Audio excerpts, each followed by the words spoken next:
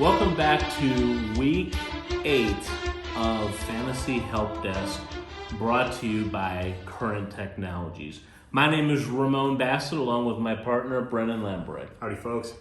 And we are back here for another action-packed week of NFL action, and more importantly, this is why you're here, fantasy football action.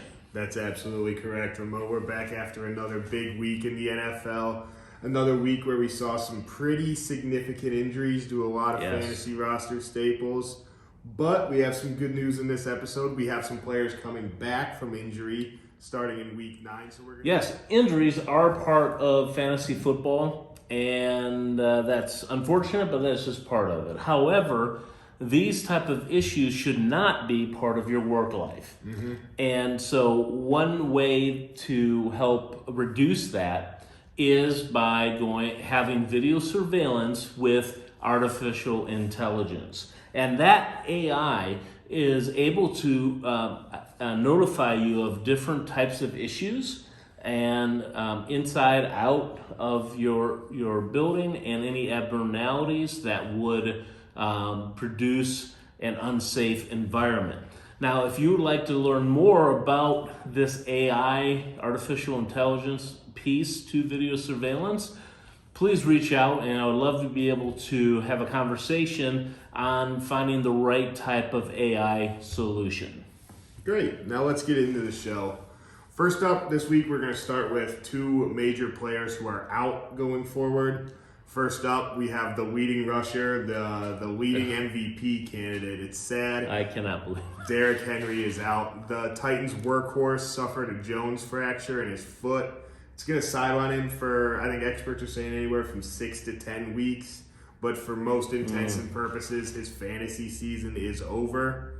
What you need to do about it is pick up Adrian Peterson immediately. He was added to the Titans practice squad this week. He's expected to be elevated by Sunday.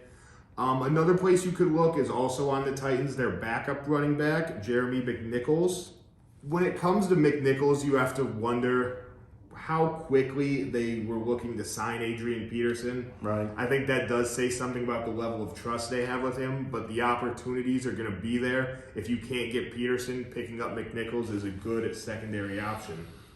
Right, and then that leads us to Calvin Ridley. We, in fact, talked about it last week. Mm-hmm. The Falcons' star wide receiver is out in an indefinite amount of time for personal reasons.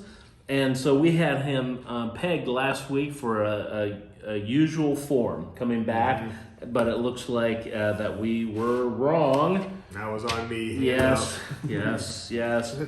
All signs, though, point to Ridley not being away for the remainder of the season, which is good. However, with the ambiguity of the reason, that's something that fantasy managers should consider about and prepare for the worst. Now, what should you do? You should pick up Russell Gage, and he is primed to step into the role Ridley has left vacant.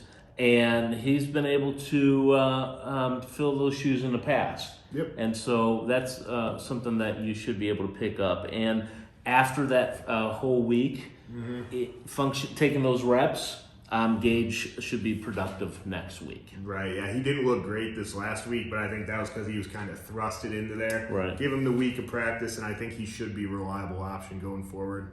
But let's get the mood brightened up in here. Let's talk about some players that are coming back from injury. First up, we have George Kittle, 49ers tight end, coming back. He's expected to play week 9 for the first time in about 5 weeks. What you should do is start him immediately. Unless you found a better option during the time he was away. You know, a lot of managers were sent scrambling looking for tight end options. If you maybe traded for someone or you found a reliable backup, keep them in maybe this week, see what Kittle does in his first week back. But if you've been scrambling for tight ends the last couple weeks, plug Kittle back in and don't worry about it. Don't overthink it. Right.